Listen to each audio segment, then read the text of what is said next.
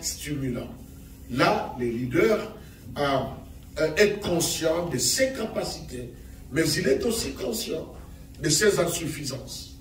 Et donc, il va s'organiser, il va chercher, dès qu'il y a des gens qui arrivent, son souci, connaissant le but et les objectifs qu'il veut atteindre, il va bien voir tout autour de lui qui a quelle capacité, qui a quelle compétence dans le domaine spirituel, qui a quelle grâce, qui a quel don, pour fédérer toutes ces grâces et toutes ces compétences, toutes ces qualités, afin qu'ensemble, comme une seule personne, atteignent les objectifs du leader. Ouais? Donc, il faut que j'arrive à emballer les gens dans mon bateau. Mais pas tout le monde, pas n'importe qui, pas seulement l'expression, mais ceux qui vont m'aider à atteindre un objectif. Ça, c'est l'erreur que beaucoup de nos leaders font, c'est que dès qu'il est le capitaine d'un bateau, il emballe tout le monde dans les bateaux, parfois des gens incompétents ou des gens qui ont des diplômes et qui n'ont pas de notions d'éthique, ou tout simplement des gens qui ne les considèrent pas. Ouais? Ou des gens qui ont tellement moisi dans la société, ils peuvent avoir des diplômes. Tu peux avoir un diplôme dans tel ou tel autre domaine, mais tu as fait 30 ans, tu ne fais rien, quoi. Tu n'as rien fait, ni dans ton domaine, ni dans un autre domaine, ni dans quelque chose qui peut appuyer tout ce que tu as appris. Ça ne va pas. Hein? Je deviens président, je vais t'aider, je te donne de l'argent pour que tu te débrouilles, mais je ne te mets pas dans mon bateau. Je ne te mets pas dans mon bateau.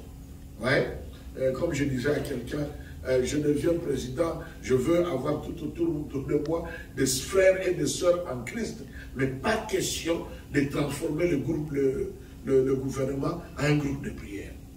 Non. Pas question de transformer le gouvernement en un groupe de prière. On vient, on prie, le Seigneur a parlé. Non. Ici, on réfléchit et on calcule. Tu es mon frère, tu parles la langue, tu prophétises, mais si tu es ministre de Finances, tu dois te connaître dans les finances. Tu es directeur de cabinet, tu dois en avoir les compétences. Ouais. Je préfère prendre un chrétien né de nouveau, qui a des compétences, mais qui ne parle pas la langue, qui ne prophétise pas, que celui qui... non, là, c'est le travail. C'est le travail. J'accepterai que chaque matin on arrive, on fait un petit verset, on prie ensemble. Moi, ça ne me gêne pas, c'est bon. Mais pas transformer le gouvernement, les réunions du gouvernement en groupe de prière. Et pas question non plus de venir, oh non, pardonne-moi, pardonnez 77 fois, 7 fois, j'ai oublié de faire tel travail. Non, non, non. On te suspend, tu pars. S'il faut même au nom de Jésus, on te suspend. Parce que nous devons veiller. Nous avions dit une phrase que beaucoup de nos projets, de nos plans échouent, non pas à cause du leader, non pas non plus à cause de ceux qui sont avec moi, mais très souvent à cause du système établi. Hein? C'est ça le leadership. Hein? Quel est le système de communication, de commande que j'ai établi? Nous sommes passés de ce point vers un autre point. Nous sommes dit dans la Bible. Quel type de leadership nous trouvons dans la Bible? Et nous avons vu que dans la Bible, nous trouvons le leadership, appelons ça God choice. Hein? C'est-à-dire c'est Dieu qui a choisi la personne, c'est Dieu qui l'a équipé la personne et c'est Dieu qui l'a établi. Nous avons cité beaucoup d'exemples. Nous avons parlé d'Adam. Hein? Moi je commence toujours dans la Genèse. Nous avons l'exemple d'Adam qui a été appelé, qui a été établi par Dieu, mais en qui on a constaté aussi des faiblesses et des manquements. Et on a dit on a besoin d'une femme pour qu'il puisse l'aider dans le travail qu'il est en train de faire. Nous avons parlé de l'exemple le plus plausible de la Bible, l'exemple de Moïse. J'ai demandé à mon ancien tout à l'heure si on pouvait avoir un tableau pour que je puisse vous faire l'organigramme, hein, un peu de chaque leadership. Mais on peut retenir, vous voyez, nous avons Dieu qui appelle Moïse, et Moïse a deux branches. Hein? Je répète, Dieu flèche Moïse. Moïse, il y a deux flèches maintenant qui vont comme ça. Il y a la partie sacerdotale. Dans la partie sacerdotale, c'est-à-dire la partie culte, nous avons Aaron en bas d'Aaron, nous avons les fils d'Aaron. En bas des fils d'Aaron, nous avons les Lévites. Mais quand tu vas vers l'autre flèche, nous voyons son ministère. Hein, pour la construction, qui est-ce que nous voyons là? Nous voyons d'abord Josué. Donc, à gauche, pour le culte, nous avons Aaron. Mais à droite, pour le service, l'accomplissement du ministère, nous avons Caleb. Nous avons, pardon, Josué. Après Josué, nous avons Caleb. Après Caleb, nous avons tous ceux-là que nous pouvons citer. Le Oliab, le Betsalarel, et le Our, et tous ces gens. Donc, dans son leadership, de ce côté-là, vous avez les gens qui l'accompagnent pour la réalisation de sa mission. C'est comme un président de la République, il a, dans la présidence, il a l'organisation de la présidence qui l'aide à faire tout ce qu'il va faire, et il a une autre flèche qui est le gouvernement. Il a je ne sais pas chez nous, chaque pays peut-être c'est différent, il a le Parlement, il a le Conseil exécutif, le Sénat, la Chambre haute et basse, il a le Conseil exécutif, et ainsi de suite, ainsi de suite. Donc Moïse c'était comme cela. Et je crois que nous ferons ça à la fin du soir. Comment organiser son leadership et de quoi il faut tenir compte. Si nous prenons Josué, à partir de Josué chapitre 2, 4, nous verrons que le leadership de Josué, quand Moïse est parti, c'est Josué qui est resté. Quand Josué est resté, nous verrons que Josué a gardé la partie culte. Et quand tu gardes la partie culte, nous avons toujours le souverain sacrificateur, les sacrificateurs et les Lévites. Maintenant, de l'autre côté, pour l'accomplissement de la vision, il n'avait plus besoin de personnes comme des Caleb et autres, qui étaient peut-être très utiles pour Moïse, parce qu'il était question de sortir le peuple, n'est-ce pas, de la servitude. Mais Josué devrait conduire le peuple jusqu'à la terre promise. Donc de là jusqu'à la terre promise, il fallait aller de combat en combat, de combat en combat, de combat en combat. Par conséquent, Josué avait besoin dans son leadership de commandos. Vous voyez, Moïse n'en avait pas besoin. Mais dans le leadership de Josué, il avait besoin de commandos. C'est pourquoi je crois, dans Josué chapitre 4, je crois, c'est sûr, chapitre 4, mais peut-être aussi chapitre 2, la Bible dit que Josué a établi 12 officiers. Hein? 12 officiers. Et Moïse n'avait pas besoin d'officiers. Parce qu'il n'avait pas à combattre avec l'armée égyptienne. Là, il fallait la main de Dieu. Mais Josué, comme sa vision, c'est d'aller de bataille en bataille, jusqu'à la terre promise. Alors lui, il a établi 12 officiers que Moïse n'avait pas établi. Moïse avait la partie culte et la partie construction du tabernacle. Là, j'ai besoin de ceci, j'ai besoin de cela. Mais Josué n'avait pas de tabernacle à construire. Donc il n'a pas besoin de maçons, pas besoin d'ingénieurs. Lui, il a besoin de combattants pour aller en guerre de pays en pays, de ville en ville, jusqu'à ce qu'il arrive à la terre promise. C'est un peu clair? Hein? Ah, merci. Merci. Parce que certaines choses, quand tu n'as pas de tableau, c'est compliqué. Donc, voilà un peu. Ah, je peux vous donner beaucoup de choses comme cela. Je crois que je vais y revenir le soir. C'est important que chacun sache de quoi dois-je tenir compte pour établir mon leadership. Parce que le leadership du pasteur n'est pas le même leadership que moi. Moi, par exemple, dans mon ministère, j'ai une branche où j'essaie de me débrouiller dans les affaires. J'ai une branche qui est toutes mes églises. Hein? Notre église mère et toutes les branches des églises. J'ai une branche qui concerne les fils que j'ai ordonnés dans le ministère, mais qui dirigent leur propre ministère, qui ne sont pas la continuité de mon ministère. J'ai une école biblique. Ouais.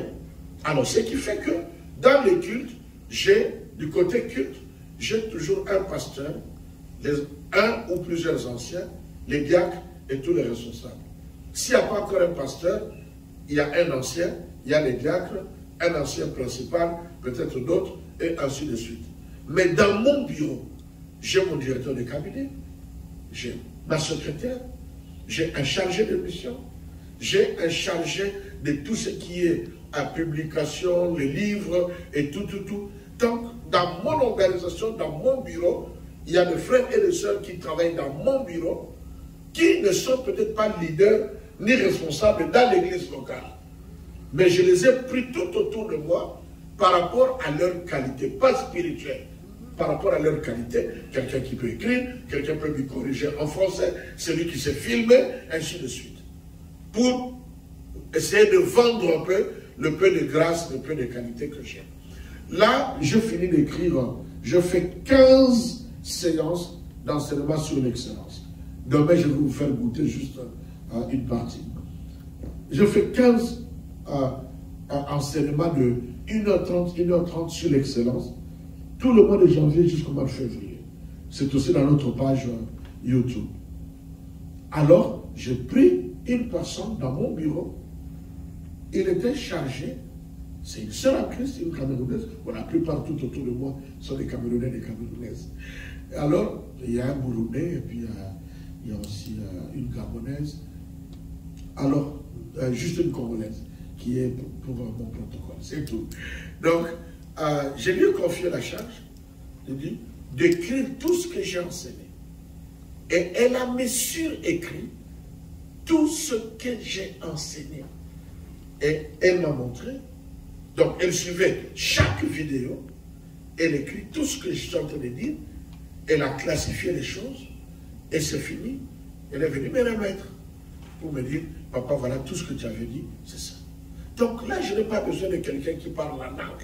Je n'ai pas besoin de quelqu'un qui prophétise. J'ai besoin de quelqu'un qui a cette capacité de s'asseoir, d'écouter et d'écrire. De facultés intellectuelles. Moi, j'en ai besoin.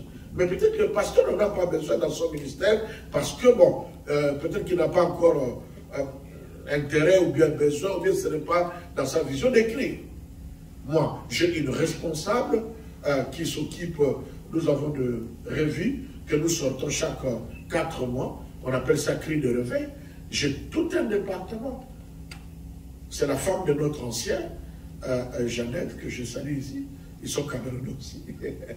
Et qui s'en occupe. Je crois que le bien-aimé était là chez nous.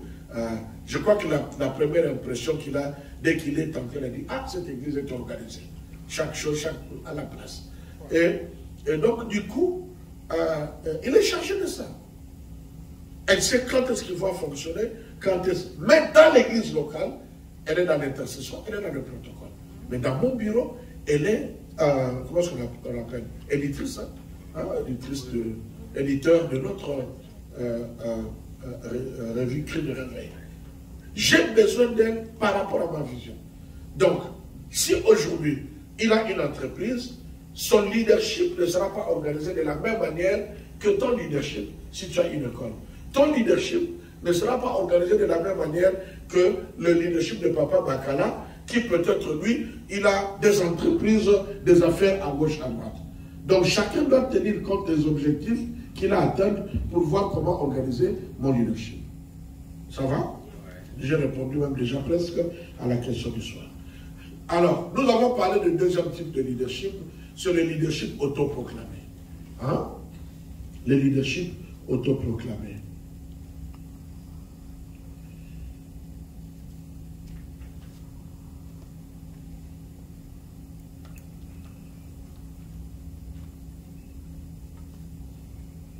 Vous êtes en train d'écrire, hein? Il faut écrire, hein, celui qui est au sein de la poule,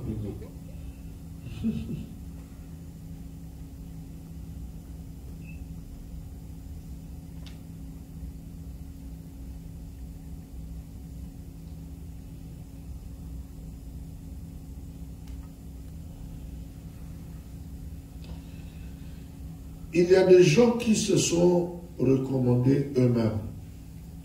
C'est-à-dire, Dieu ne l'a pas appelé. Il n'est pas appelé par Dieu. Dieu ne le connaît pas.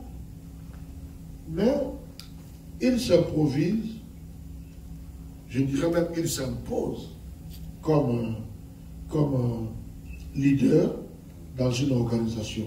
Ou alors, il fait le désordre, il crée un désordre dans une organisation, il sort et là, il s'improvise ou il s'impose comme étant les leaders. Et ce sont les leaders qui sont les choses dans la Bible que malheureusement nous trouvons, mais qui ne sont pas approuvées par Dieu. Vous voyez, quand Salomon a péché, Dieu n'a pas puni Salomon, mais Dieu a puni sa succession. Israël, qui était constitué de 12 tribus, a été scindé en deux. Alors, il y a une partie, deux tribus sont allées d'une partie, la tribu de Juda et la tribu de Benjamin, dont la capitale c'était Jérusalem. Et le premier roi là-bas, après Salomon, c'était Roboam.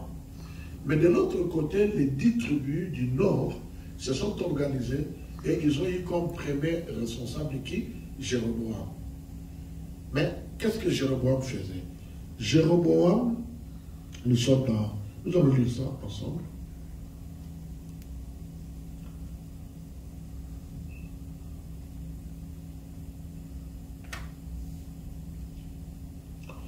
Quelqu'un peut nous lire 1 Roi chapitre 13, le verset 1 et le verset 2.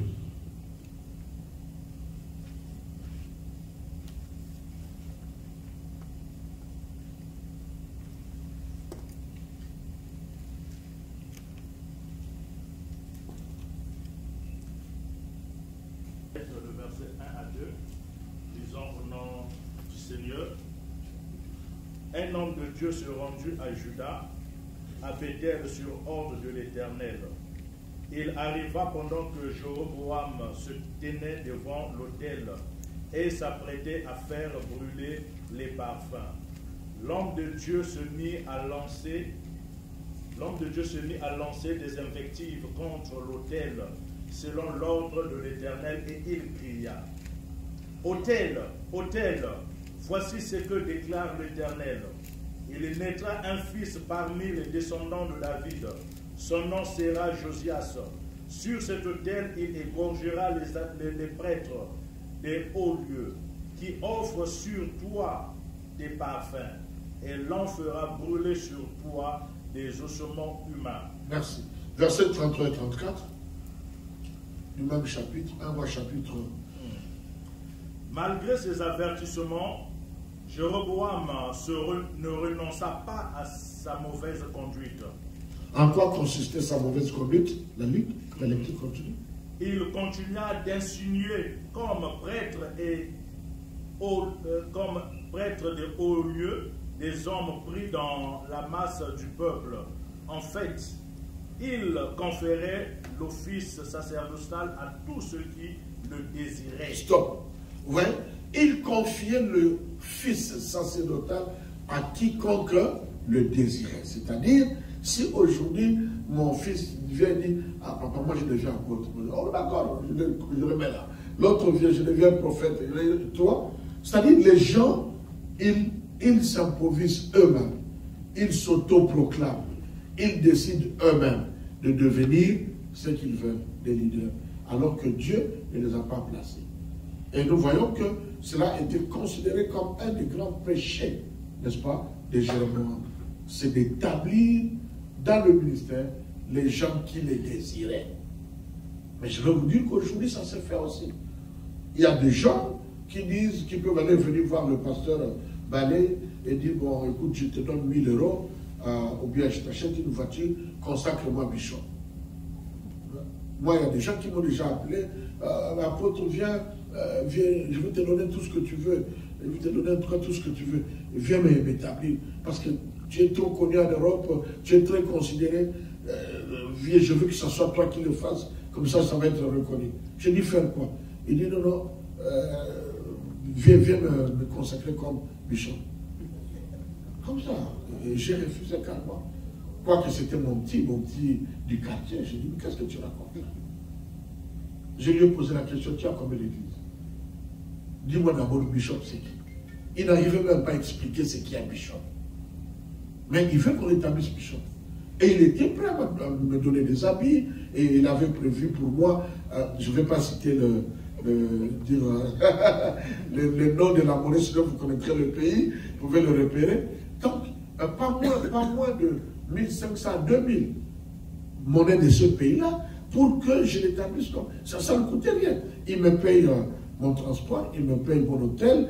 Là, j'arrive le vendredi, le samedi, je fais l'affaire, je parle, j'écris, et puis, bon, Dieu m'a donné aussi la grâce de bien parler, je parlais bien, et puis ça finit, et puis je mets la main, et puis bon, voilà, il me donne mes 2000 balles, et puis je rentre. C'est qu'il en fait. Mais vous voyez, il voulait lui-même se proclamer bishop. Je dis, bon, explique-moi un peu c'est quoi bishop. Avant qu'on ait votre explication. Donc, au fait, c'est le nom-là qui lui plaît, bishop. C'est ce qui lui plaît.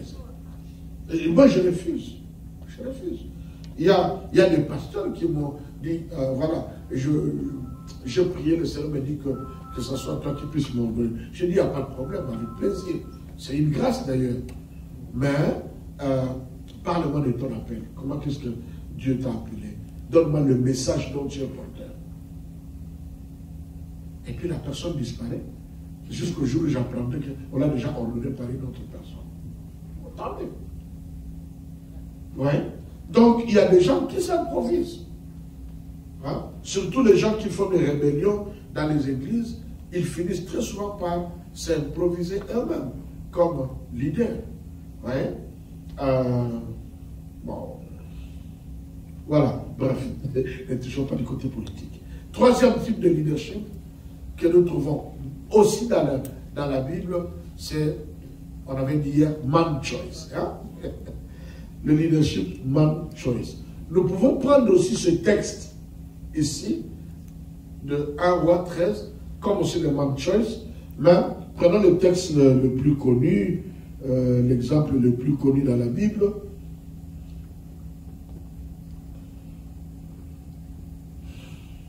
L'exemple le plus connu dans la Bible.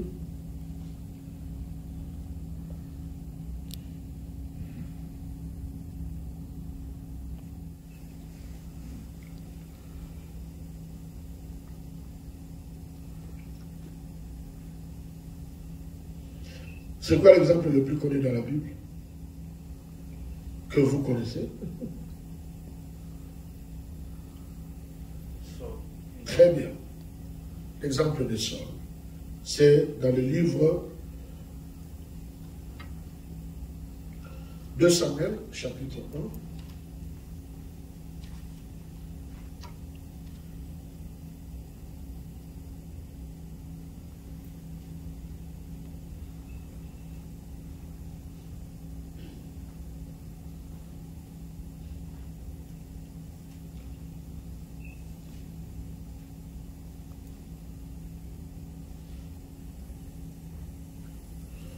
Et particulièrement un Samuel chapitre 15, là où Samuel va oindre, n'est-ce pas, Saul. Et Samuel dit à Saul, l'Éternel m'a envoyé pour toindre comme roi sur son peuple, sur Israël, et maintenant écoute la voix des paroles de l'Éternel. Vous voyez, je crois que vous connaissez l'histoire, c'est qu'Israël se retrouvait seul comme nation, comme royaume, sans un roi. Les royaumes tout autour d'Israël avaient des rois. Alors le peuple était impatient, le peuple voulait absolument qu'il puisse avoir un roi. Alors que le temps de Dieu pour établir un roi n'était pas encore arrivé. Et donc du coup, le peuple, entre guillemets, a fait pression sur Dieu pour que Saül, qui est de la descendance de Benjamin, qui devienne roi à cause de ses prouesses, à cause de ses capacités militaires. Et pourtant, dans la prophétie de la Bible, c'est que le sceptre de Shilo, le sceptre de la royauté, ne pouvait pas quitter la tribu de Juda. Et Saül ne se retrouve pas dans la tribu de Juda. Il se retrouve dans la tribu de Benjamin. Donc ce n'était pas à eux de pouvoir devenir, occuper la position de roi, n'est-ce pas, dans le pays. À supposer que nous prenons le cas du Congo, on dit que nous avons plus de 450 tribus, Et Dieu bénit chaque tribu. Et il dit, ce sont les Bapénés qui ont le sceptre présidentiel. Donc, pour devenir président de la République, tu dois être Mopéné. Donc, du coup, si on se retrouve et que le président de la République n'est pas Mopéné, ça sort de la volonté de Dieu. Et c'est un président qui est là, que peut-être les gens veulent parce qu'ils en ont marre, entre guillemets, et ils en auraient eu marre de Bapéné, mais qui ne plairait pas à Dieu. C'était ça le cas d'histoire. Il était de la tribu de Benjamin. Il n'était pas de la tribu de Juda. Or, la royauté, le sacerdoce était donné dans la tribu de Lévi, et la royauté, c'était dans la tribu de Juda. Et lui, il ressort de la tribu de Benjamin. Donc, il n'avait pas droit à devenir roi. Mais le peuple en avait marre de voir qu'ils sont dans une contrée, dans une nation, dans un pays où il n'y a pas de roi. Et ils ont insisté auprès de Dieu, donne-nous un roi. Et comme vous savez, si vous voulez avoir quelque chose de la part de Dieu, et que vous insistez, entre guillemets, vous importunez Dieu, Dieu finira par vous donner. Mais le problème, c'est qu'à la fin, vous allez avoir des conséquences. C'est alors que vous comprendrez qu'il ne fallait pas que je puisse demander cela. Hein? Donc, c'était ça le cas. Alors, qu'est-ce que le peuple a fait? Le peuple a fait, non, nous voulons Saül. Ça, c'est ma choice. Alors, vous-même à la maison, vous pouvez maintenant comparer les trois types de leadership chrétiens, bien bibliques, et les trois types de leadership d'une manière générale, lequel correspond à quel type de leadership. Ça va, hein? Ok. C'était important, cette partie.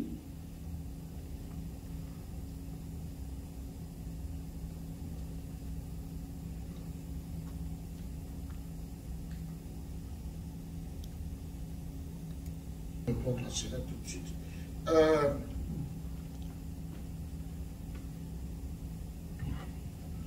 Pour établir son leadership, que faire?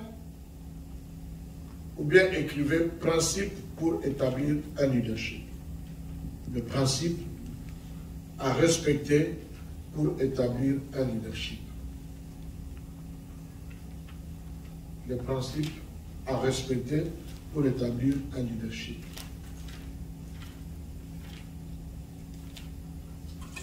Que ce soit dans une église, dans une entreprise, dans une société, dans la politique, et ainsi de suite,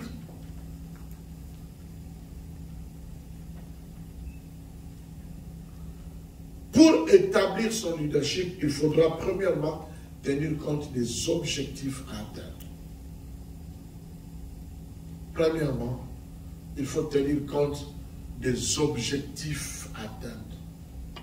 Qu'est-ce que tu veux absolument atteindre? C'est que les chrétiens diraient, quelle est ta vision? C'est quoi ton objectif? Qu'est-ce que tu veux atteindre?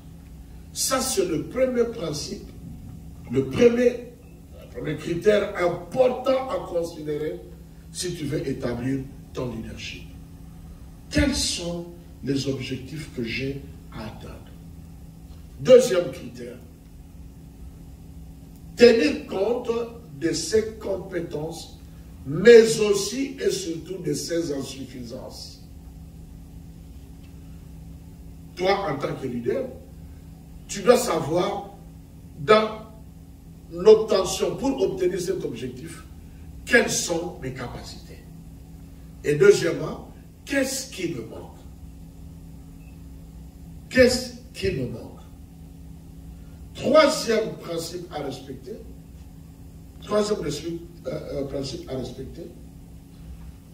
c'est de repérer autour de toi des hommes et des femmes avec les qualités ou les compétences capables de pouvoir atteindre ces objectifs. Repérer autour de toi repérer les hommes et les femmes qui ont différentes qualités et compétences et que tu peux joindre à toi pour obtenir le leader, pour obtenir tes objectifs. Je vais expliquer. Moi, par exemple, j'ai des problèmes avec mes secrétaires. Pourquoi j'ai des problèmes avec mes secrétaires? J'ai des problèmes avec mes secrétaires parce que moi-même, je suis très fort à écrire. J'écris beaucoup et je suis très expéditif. Ouais, je suis très expéditif. Je suis de formation gestionnaire d'entreprise et particulièrement gestionnaire du personnel. Donc j'écris, je suis un administrateur, comme on dit chez nous, Kalaka, tout fait moi. Donc j'écris vite, j'écris rapidement. C'est pas que tout ce que j'écris est correct, on peut corriger, amender, tout ça, mais j'écris facilement, beaucoup et très rapide. Et je suis très expéditif, envoyer les lettres, la correspondance et tout. Donc à ce point de vue-là, mes secrétaires, par moments, paraissent comme si ils n'ont rien à faire. Parce que dès que je sens que je dois faire quelque chose, j'écris, j'ai du mal à attendre, j'envoie à ma secrétaire, corrige ça, envoie ça. C'est-à-dire, quand je trouve qu'il y a urgence, j'écris, je corrige, j'envoie et j'envoie l'information à mon secrétaire que, bon, voilà la copie, j'ai déjà envoyée, et tout, garde la copie. Donc, du coup, quelque part, je rends ma secrétaire un peu inutile. Pourquoi? Parce que c'est une compétence, c'est une qualité que moi-même j'ai. Et donc, quelque part, c'est comme si ma secrétaire ne me servait plus à rien. Alors, si j'établis mon leadership par rapport à mes qualités, à mes compétences, plus rien ne fera. Je vais mettre tout autour de moi une équipe de gens qui vont devenir des bons arrières. Est-ce que je me fais comprendre? Mais je dois voir maintenant de quoi moi je ne suis pas capable. Par exemple, dans ces choses-là. Ah, bon, je ne sais pas peut-être saisir les choses sur PowerPoint. Hein? Prenons un exemple. Alors là, je dis donc, quelqu'un qui maîtrise le PowerPoint et tout, je prends donc dans ma demande, je dirais, j'ai besoin d'une secrétaire, mais qui maîtrise le système PowerPoint, Excel, pour faire les tableaux et tout, parce que je sais que moi là, je ne suis pas fort. Maintenant, tout ce qui vient, enseignement et tout, vous remarquerez, regardez toutes mes vidéos, vous remarquerez que c'est difficile, c'est rare que j'enseigne en train de faire des projections. Vous savez pourquoi? Parce que je ne suis pas fort en technique. C'est ça. Je ne suis pas fort en technique. Moi, je préfère le tableau, j'écris, je vous explique. Mais les gens là il appuie un bouton, pas, et puis la phrase passe, et puis, oh, je les envie, quoi. Qu'est-ce qu'il fait là? Et puis il parle, il regarde, c'est la flèche qui part, une autre flèche vient. Je dis, mais mon Dieu, ça c'est vraiment la vache. Pourtant j'ai appris ça, mais je trouve ça toujours la vache. Donc tu vois, je vais mettre à mes côtés, je peux commencer à me promener partout. Si je donne des enseignements, les prédications, pas de problème.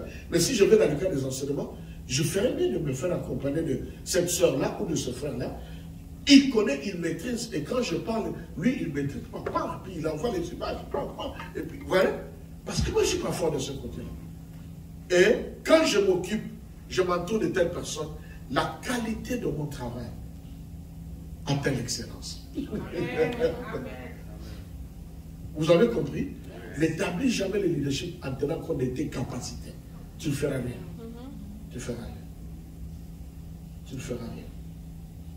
Donc, c'est un critère très important. Le dernier critère, il faut tout faire pour équiper. Parce qu'il y a une différence entre avoir le potentiel. Le Congo est potentiellement, à mon avis, le pays le plus riche du monde. En termes de matière première, nous tous devons étudier la géographie, non? Hein? Il n'y a pas un seul pays au monde où regorge les richesses comme chez nous. Au Congo, Kinshasa particulièrement, et dans l'espace de ce qu'on appelait autrefois le royaume Congo. La plupart des richesses mondiales sont dans cette partie-là. Une partie de ce qu'on appelle le Bandundu. Vous descendez, Kinshasa faisait partie de là. Vous prenez le Congo central, une partie du Kasaï, vous allez au nord, je crois, de l'Angola, vous allez au sud du Congo-Brazzaville, vous faites tout ce tour-là et vous allez jusqu'au Gabon, je crois le sud ou le nord du Gabon. Tout ça, ça constituait le royaume Congo.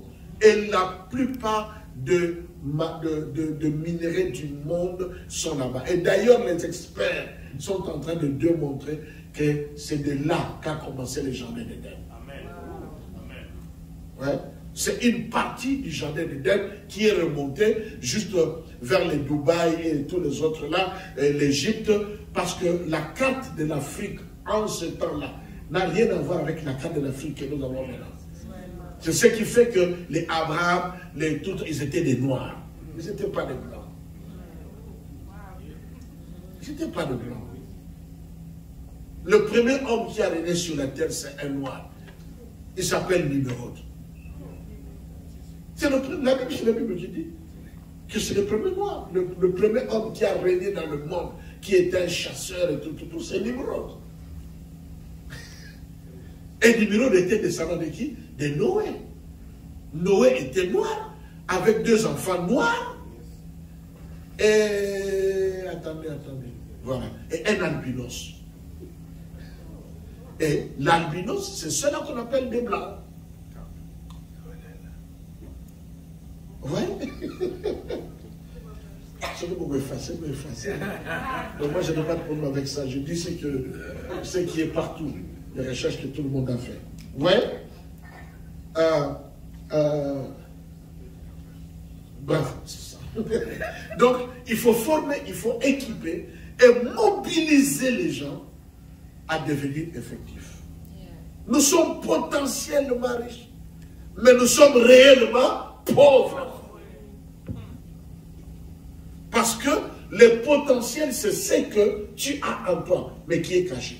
Maintenant, il faut que ce qui est en toi puisse ressortir. C'est alors que le potentiel devient effectif et devient réel. Nous avons beaucoup de potentialités, n'est-ce pas, dans nos églises, tout autour de nous. Mais nous avons parfois des problèmes à travailler ce genre-là. Beaucoup des d'enfants que j'ai ordonnés dans le ministère, s'ils vous donnent leur témoignage, tel te dira, moi, le jour où l'apôtre m'a dit que Dieu t'appelle, et il est rentré en riant. Il dit, mais moi qui suis timide comme ça, je n'arrive même pas à regarder les gens des yeux comme ça. Mais qu'est-ce que l'apôtre raconte? Et il y en a 2 autres qui n'ont pas eu la grâce de faire les études comme toi et moi, parce que les parents peut-être. Mais qui aujourd'hui sont des grands serviteurs de Dieu. Des grands serviteurs de Dieu. Des personnes qui, au départ, eux-mêmes ne pensent pas avoir ce... Moi-même, je ne pouvais jamais m'imaginer être un enseignant, être un pasteur. C'est un ami de Karong qui, un jour, a dit, non, peut-être que je le vois, il peut le faire. Essayons. On a essayé une fois, et on m'a envoyé une 2e fois, et je suis devenu. Et moi-même, j'ai découvert que, oh, mais je parle bien, je suis un bon enseignant, et d'ailleurs, j'adore enseigner. Mais c'est quelqu'un d'autre qui a découvert ça en moi, et qui n'a pas tenu compte de mes erreurs, des failles que je peux faire, mais qui m'a toujours encouragé. Quand tout le monde dit, ah, tu as mal parlé, lui dit, non, il fera mieux, allons-y. Parce qu'il a vu le potentiel. Et aujourd'hui, même loin de moi, je crois que quand tu regardes, il est toujours fier. Et je l'ai toujours cité dans tous mes livres. J'ai toujours cité son nom. Ça va? Ce sont des éléments importants dont il faut tenir compte si tu veux organiser ton leadership. Si Dieu te met à cœur, par exemple, vous savez que Kinshasa a besoin de beaucoup de choses. Hein? Pardonnez-moi de parler un peu de Kinshasa. sachant que tout le monde n'est pas de là. À Kinshasa, il y a beaucoup de choses qu'il faut faire. Il ne faut pas que tout le monde soit politicien. Et il ne faut pas que tout le monde soit nécessairement juriste ou économiste. Il y a des petits projets qu'il faut faire. Des petits projets qu'il faut faire. Qui manquent partout. Je cherche des gens qui pourraient accepter d'entrer dans mon projet parce que je ne me sens pas le faire. J'ai proposé ça à mes enfants, mais c'est comme s'ils rêvent. Mais si ça t'intéresse, je peux t'amener à l'entrée du Bas-Congo et tu peux t'acheter un terrain, je peux te favoriser, acheter un grand terrain à moins de 4 000 $. Tu peux avoir un terrain de 30 sur 30, 25 sur 30 et tu construis un petit parc d'enfants. Ça n'existe pas.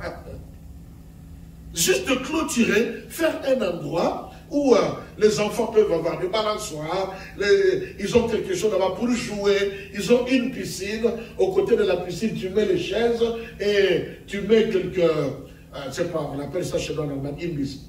Moi, les endroits où on cuit juste les frites, on te fait les frites avec et tu manges. Hein, depuis quand? Hein? Ouais. Des petits trucs comme ça, où on fait le fast food. Bien aimé, tu peux faire beaucoup d'argent comme ça n'est pas permis. Avec un rien, sans voler. Sans même voler. On n'a même pas besoin de voler. Mais là, si quelqu'un a développé une telle chose, son leadership sera différent de celui qui a construit une école. Le leadership de celui qui a construit une école sera différent de celui qui disons, fait des affaires. Qui va à Dubaï, à Guangzhou, il achète des chaussures, il a des magasins à gauche à droite. Le leadership ne sera pas pareil. Tu dois tenir compte de ceci. Et pourquoi beaucoup d'Africains échouent? Ils ouvrent un magasin, ils ouvrent un shop, ils ouvrent un restaurant, ils ne connaissent rien de la comptabilité. Mais il veut lui-même être comptable de son entreprise. Et tu échoues. Tu ne connais pas comment ça fonctionne. Paye le prix d'engager quelqu'un qui connaît la comptabilité. C'est ton faiblesse. Et tu prends quelqu'un qui est fort là-dedans, qui va t'aider dans la comptabilité. Il sait comment gérer, comment calculer, comment combiner les choses pour que tu fasses le bénéfice, comment gérer les bénéfices pour que ton entreprise aille de l'avant. Ça va? Ça va? Nous faisons une pause de 5 minutes. À 12h juste, on recommence. Et on termine à quelle heure? À 12h30? D'accord. Pause de 5 minutes. Prenez un peu de l'air. C'est l'école, dans la classe.